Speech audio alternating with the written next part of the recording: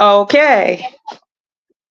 Hey, it's Miko with Can I Vent on Power 98.9 and DNR TV. I'm here with Lion Brave.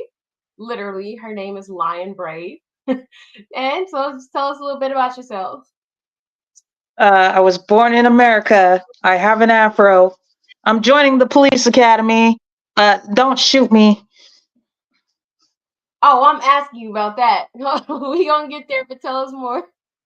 That's about it. That's about it. How's things Cool. going with you? I haven't seen you in like a decade. Bullshit. Tell me about your music. I've always liked music. I got into it more professionally during the pandemic because a lot of people had too much time on their hands and the world was shut down. So that was a good time for people to maybe do some arts. I've always done music, but I got more professional about it during the pandemic because honestly, I didn't know what to do with my life because I was back from China for like the first time in like 6 years. I'm asking about that too. When you say more professional with it, what do you mean? Like, you just. Like, I'm going to professional recording studios. I'm taking it a little bit more seriously. I'm not just trying to play the guitar in my room because I'm bored. I'm like actually trying to write songs and get them out into the world.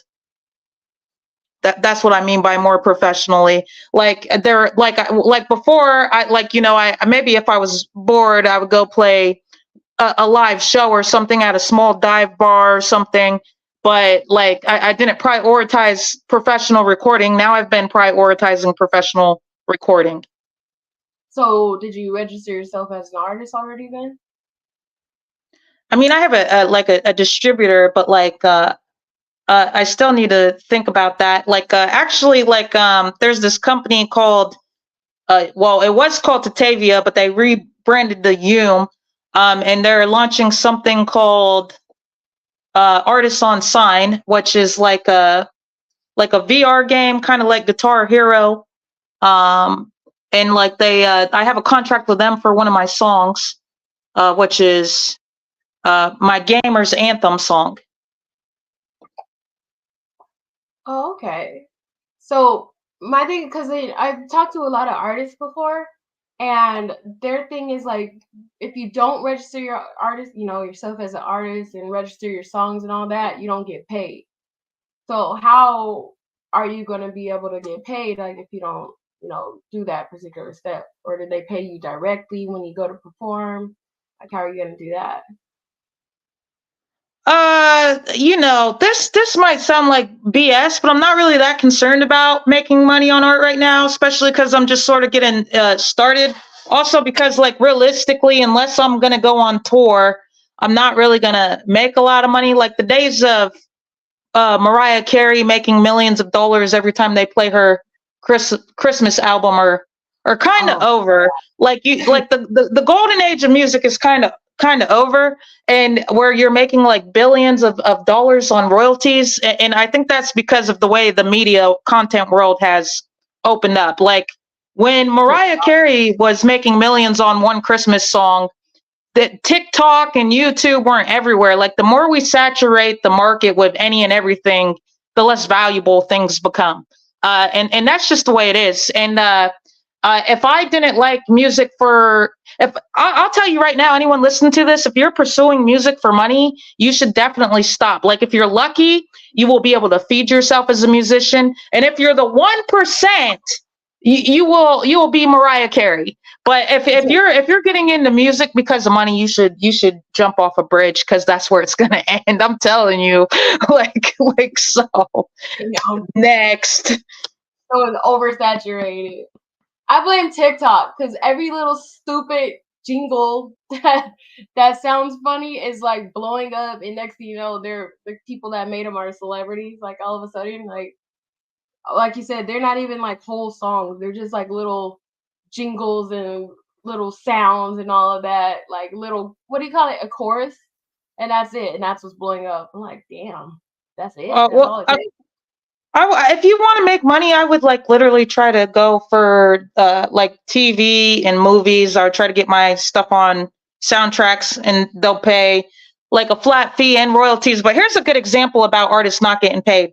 You know Terrence Howard in the Hustle and Flow movie? Mm-hmm. You know that song, like it's hard out here for a pimp. So he got no royalties for that movie, and he only made $6,000. Oh. Didn't he say he owned? Isn't that how much he made for the whole damn movie or something? Yeah, he's like suing them. So my point is like Terrence Howard is like clearly he's an A-lister. He's clearly famous, and $6,000 ain't shit. Like especially for Hustle and Flow. So it's pretty hard to make money, is what I'm saying. That was my shit. Whoop that trick. I know I was bumping them songs. And he only got $6,000 damn dollars for it. I would have been pissed off. I didn't know how messed up the music industry was until all of them started. Not even just the music industry, like the actors and all of that, how they're going on strike because of the royalties. Like that shit is, you literally, like, you're right. There's no money being made from none of that shit. But people are making $20,000 for going viral on one post on Facebook. Like, I don't understand. I think some of the stuff we hear about people making an obscene amount of money is certainly lies. Like, I think was 6ix9ine or something. All his cars were rented or something like that. He had in his music videos. Like, you know, you got artists with fake cash. Like, you got to, I mean, like, just because someone is saying they got $120 million on YouTube doesn't make it true. Like, it really doesn't. And then we do live in the Rent-A-Center era where like people can get on, they can go rent a really nice house on Airbnb. They can go rent a car, a really nice car, and they can make a ton of videos. Like, I definitely, like, I actually think one of the reasons most Americans are poor is because they're trying to make money on social media, and they should be just in the real world at work like a normal motherfucking person, and and they're not. So you know, like I have more money than a lot of people, and it's because I go to an actual job. Like I have lots of people ask me for money through the internet. Of course they do, and they always say they're entrepreneurs or social influencers, or they're trying to start a business on TikTok, or they just need promotion. But it's like go get a job, dude. Like if you really think the only thing stopping you from being a TikTok influencer is $100 in promotion, like that's like one day at McDonald's. Like go get a job, dude. Like, you know, like so I really like I really think like the big problem with this generation is they're lying about their wealth. Like you can Google it. The average American is broke as fuck. And like so one people who are on the internet are just flat out lying about their wealth. And again, we're talking about the 1%, which is ridiculous. There's no reason to be in a conversation about the 1% because 99% of people, that's not them, and it's never going to be them. Literally. Yeah, but the fucked up part is they have all these kids and teenagers brainwashed to think that all they have to do is just go viral one time and their life is made, instead of, like you said, getting a damn job that'll have you set for the rest of your life, or not a job, a career that'll have you set for the rest of your life. Like, it's kind of ass backwards. I like your hair. You look good. Oh my God, thank you. I know. It took like you look good. You look like you're you know, maintaining your life well or whatever. I've caught up with some friends that I haven't seen in a minute. I was like, whoa, what happened? Like,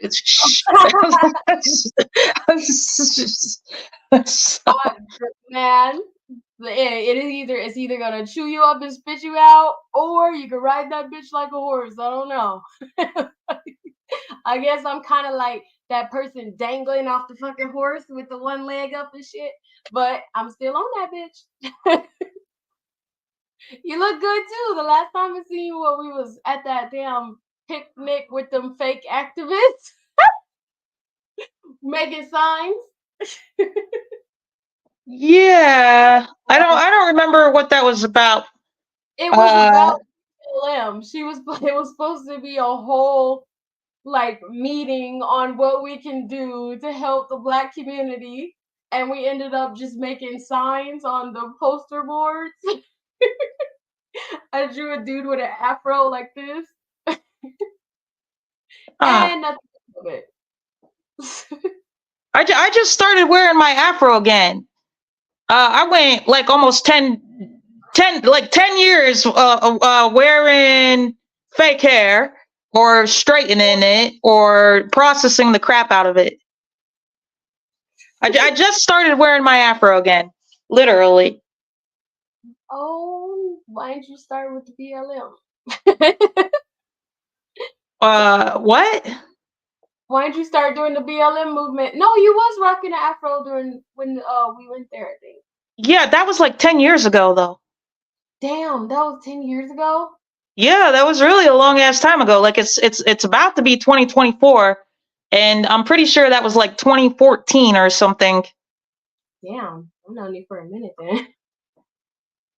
So I you mean, haven't. time flies fast. That's why, you just be about whatever the hell you're about because like time travels fast. It really does. Next thing you know, we're gonna be old. I'm gonna call you from my nursing home and shit. Be like, what up? I I ain't just never gonna be old. That's a lie right there. this brand new So, walker. It's called the Legs 1000. I'm gonna invest in cyborg shit. I'm team Elon Musk. I'm never gonna be on that team. Have cyborg shit. That's a fact. So you ain't gonna be old. You gonna turn into a robot.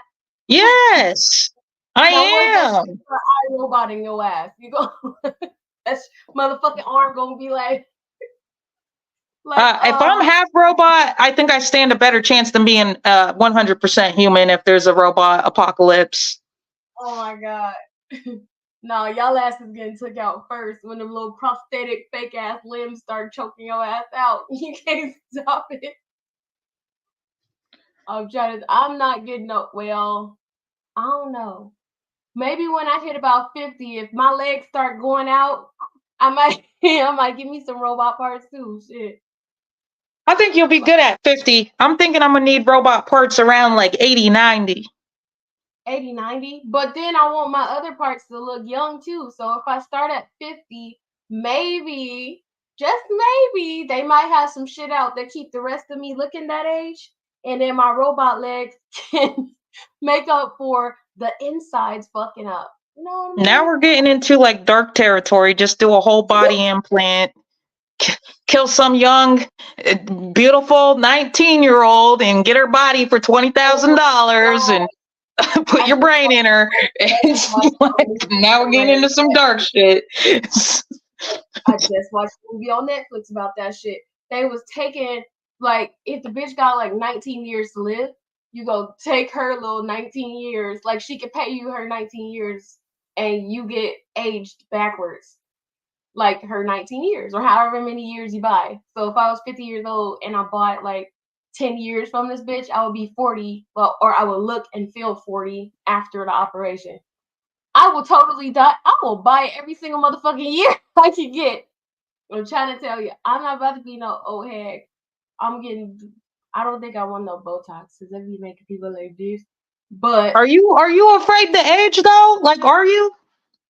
I don't want to look in a mirror and look like a Shar-Pei puppy. So if I'm afraid to age ugly. Like like there's aging pretty and there's aging ugly. Like the cigarettes and like too much caffeine or too much alcohol, it start making your skin look all wrinkly and jacked up or saggy.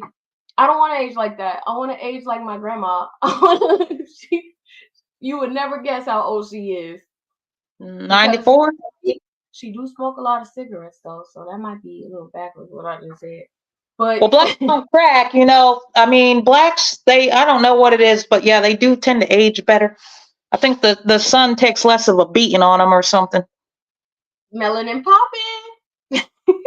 So, like, I mean, to be honest, I've had like really terrible lifestyle habits. Like, I'm trying to quit nicotine. And I feel like once you get a nicotine habit, like you are only in a stage of quitting because it's like it's a hard habit to quit. Even if you go like a year without smoking, you're like smokers just have a bad habit of picking it back up, and you pick it back up and then you put it back down, and like so if you once you smoke, I feel like you're just always in a constant stage of quitting. And like so yeah, I picked up cigarettes, they're disgusting, and I picked up drinking because most people do in like across the world, you know. And you know what, I do definitely think they're going to affect your aging, but I still look a lot better than people who've never touched a cigarette, never had a drink, because of other lifestyle things. Like I work out a lot. I haven't been eating that healthy since I've been back in America, but I'm pretty diet conscious. And I go to the sauna. I walk more than I think the average American. And like, I'm not saying like smoking and drinking is good, but there's but you know, so is having soda, so is sitting in front of the TV, so is not getting enough exercise. And if you're doing like some habits that are just like not that great, but then you have a whole list of habits that are pretty great, in the end, like you still can be like significantly healthier than a lot of people. So that's what you just said, the cigarettes. Like I would say 80% of the people that I know that smoke cigarettes will be like, yeah, I smoke cigarettes, it's a nasty habit, but they still do it. Like, why is that? Like, everybody self-consciously knows, like, okay, yeah, it's a fucked up habit, I know, but I'm my cigarette. You know? I don't understand how you consciously, like, think it's disgusting, but still do it. because nicotine is literally the most addicting substance on earth. Like they've given rats nicotine, and like they've done studies on rats, and they've given them like cocaine and heroin, like all the drugs that humans do, and that they always go for the nicotine above all drugs.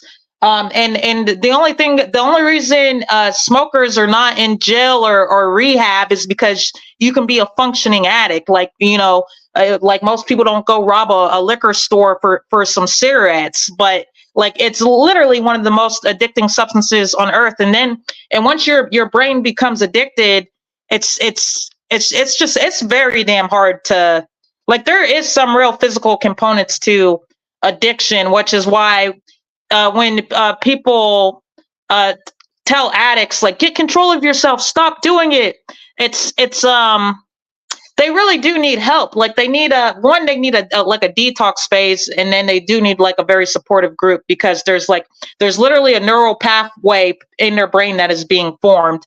And like, I'm not going to say like addicts have no control, but it's not necessarily about willpower once someone becomes addicted. Have you ever tried the craving is so overwhelming that it causes you to be irrational. Like, you got to think about the things like heroin addicts do. Do you think that's a rational brain, or is that an addict? Definitely an addict. Like, have you ever tried to quit cigarettes? Yeah, I mean, I've been struggling with quitting for over a year now, and I have solid streaks where I don't touch a cigarette.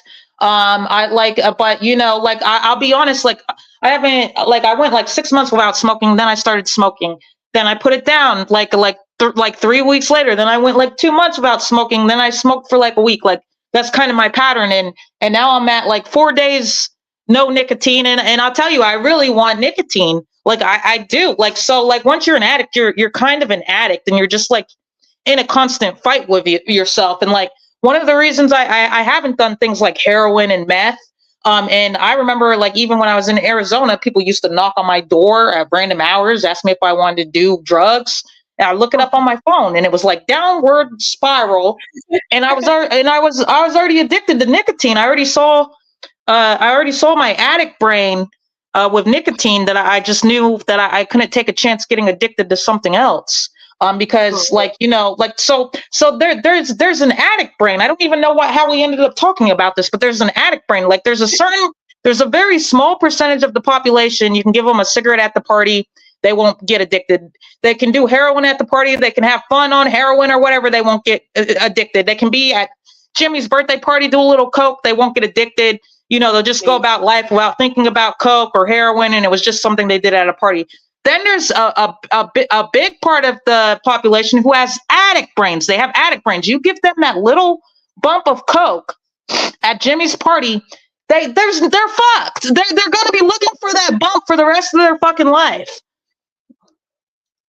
So like you got to figure out what kind of brain you have. I wish I could be, especially because this is aired. I wish I could say, hey, I'm one of the percentage of the population who's not addictable, but I'm an addict. And like, so you need to know who you are so you don't get addicted. I have an addict brain, so I know I can't be at Jimmy's party doing a line because it's not going to be okay. I'm going to want more the next day, so I can't do it. I can't put myself in that position.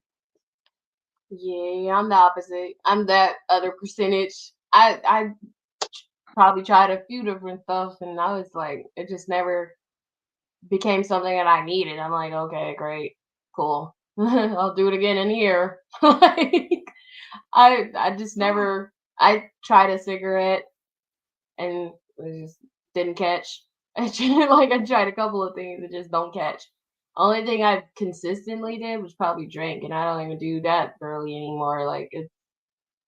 So I guess I don't have an addict brain. But it's crazy that a lot of people don't understand the difference, and they think that, oh yeah, I'll just try it, or oh, I can quit whenever I want, and don't even realize that they have an addict brain. Like I tell people all the time, like if you quit, then why are you still doing it? Quitting means stop. So you took a break, right? Like, and people get pissed off at me. Like, how do you truly quit something if you go back to it? You took a break. You paused. So I just, but yeah, we did kind of go off the rails with that one. Well, you said this is ranting. Well, addiction is important to me as a woman of color. Crack, I'm not sure how crack has ravaged